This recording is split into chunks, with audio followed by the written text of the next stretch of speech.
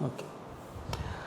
So, hi students, after so many months of waiting, finally we got a confirmation regarding KPWD examination that the examination will be reconducted, right. So, the examination is exactly 1 month from today. So, that is 27/11 we have JEE examination, and 28/11 we have AA examination, and 29 we have Kannada language examination for those who did not study Kannada during the matriculation.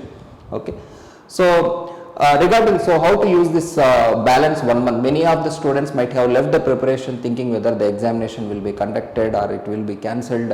So, with lot of confusion, but still 1 month is definitely sufficient for you if you have at least have gone through the syllabus previously. 1 month is really sufficient for you to crack this examination. Why the reason is, this is a huge recruitment, so the cutoff marks will be relatively lesser. So this is really very huge recruitment for Karnataka state, and you cannot expect this much of huge requirement in the nearby future definitely. So this is a golden opportunity for you.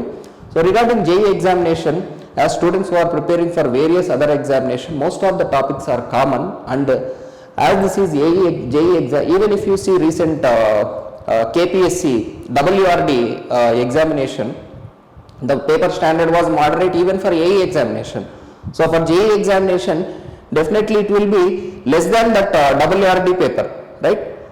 And the syllabus is also more or less many topics we have, common subjects only. So regarding JEE, there is no confusion for majority of the students, and as there is huge vacancies, we can expect maximum 50 to 60% cutoff, that's it. So we know we have 100 questions, 200 marks, and 1/4 of the allocated marks as negative marking. So as there is negative marking, 50 to 60% weightage is quite sufficient for you to target.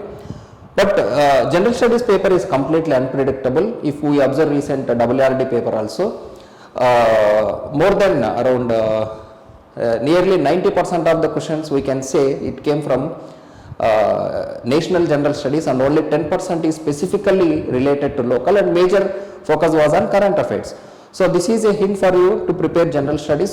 So students who are preparing for general studies, don't forget to analyze the recent WRD paper conducted. Okay, so even though many of the students are not eligible for that examination, you can get that paper easily online.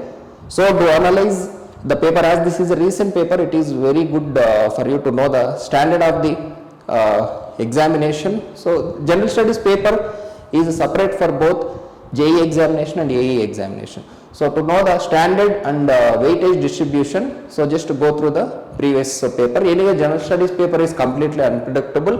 To get this 50 to 60% mark, it is quite uncertain. You may get 70% or you may get 40%. We cannot predict that. But specific paper we can always get 60% very easily. Yes, very easily we can score if you have a proper strategy. So already many of the students might have gone through the complete, even though you are not having good command on the subject, but at least you must have gone through the subject. So for JEE examination, at least go through previous SSC, JEE and other state government examination questions for which you have common syllabus. Coming to AE examination, this is more difficult because you have completely unique syllabus than any other examination, and the advantage here is the syllabus is very less with only 5 subjects. In that 5 subjects also, majority weightage is within your comfortable zone. That is also one big advantage. So students who are focusing here, see, if we observe the past paper, only from advanced structures and sanitary public health engineering, or we will call it as environmental engineering, combinedly we are getting around 60% questions only within these 2 subjects.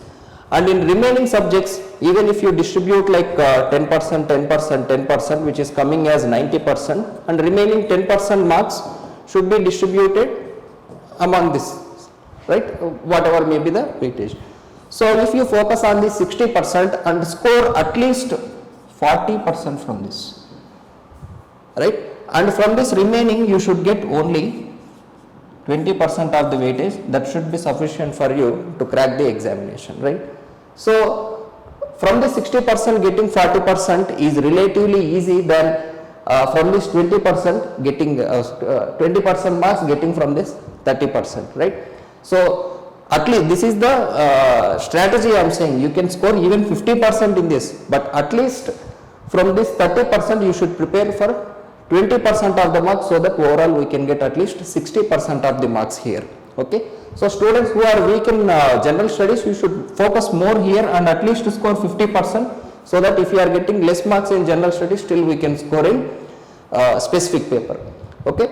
So coming to this, you cannot leave anything in this topic, in this advanced structures and environmental engineering. We can completely prepare the given syllabus. And whereas coming to roads and bridges, so regarding roads and bridges, if you see the previous weightage, it was less than 10% only. When it comes to highway, it was more than 10%, we can say. So highway is also one of the very good scoring subject. And regarding roads and bridges, so in roads and bridges also major questions was from construction procedure of the road. And bridges also we already made videos on bridges. So the around 4 to 5 topics only are there in bridges. Loadings on bridges, components of bridges, regarding hydrological investigations of the bridges. Only few topics were there in bridges. From there you can go easily score 4 marks, right? From roads, even after studying that much subject, you will still get that 4-5 marks only. Okay. So anyway, from roads and bridges, let us say 10 marks, and from highway definitely it will be more than 10 marks only. So which will be very good scoring, right? And lastly, construction management. So this is one of the most difficult subject, we can say. So in this, definitely you cannot leave CPM and PERT, which is given like construction planning in your syllabus, and construction machinery or equipments. And third one, rehabilitation. Why I am saying these topics means rehabilitation and retrofitting. Why am they? Because it is very easy to get the questions related to competitive examination from these topics only, right? So if possible, also prepare bylaws, state governing laws of construction for Karnataka, right? So in this also try to read some basics. Okay. So this, so if you are preparing this, this should be quite sufficient. Regarding remaining topics, whether you get a questions or not also is not guaranteed, because if you see the syllabus, they did not really focus on the syllabus of construction management. They have just given some titles. So maximum weightage we can get here is only 10% weightage. So in this, if you are preparing these four topics, even if you are preparing these 3 topics, you should easily minimum 5 marks you should be getting only from this topic minimum. So if you are able to score this, that should be quite sufficient from construction management.